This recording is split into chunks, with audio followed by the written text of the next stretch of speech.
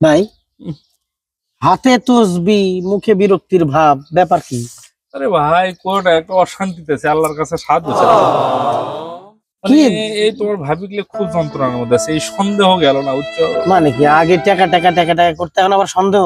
আরে ভাই সন্দেহ তো আগে থেকে কয় যে এই তুমি ওই মিয়ার পেছনে ঘোরো, ওইটির পেছনে করে, এই সেই ঘুরে। আরে ভাই দাড়িটা রাখলাম, পাঞ্জাবি পরি, নামাজ কালাম পড়তেছি, সব বাদ দিয়ে দিছি বুঝছো। যে তসবি টসবি দেখতেছো, আমি তো পুরো মানে সবই বাদ দিয়ে দিলাম। এখন এই যে বাসাত কালকে রাত্রে শুনি তোমার ভাবি কার সাথে যেন গল্প করতেছে। হ্যাঁ, হচ্ছে বুড়ার তো আবার বিমরতি ধরছে।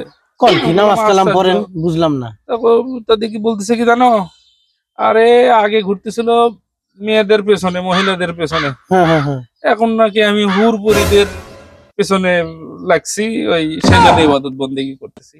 এটা কি অশান্তি, এটা কোনো কথা? আস্তাগফিরুল্লাহ আস্তাগফিরুল্লাহ। ভাই আমার মনে হয় কি ভাই, আপনার এই অশান্তি যতদিন বেঁচে থাকবেন ততদিন থাকবেই। না সেটাই সেটাই সেটাই রে ভাই। কি আল্লাহ শান্তি দাও। জিকির করেন ভাই, জিকির করেন।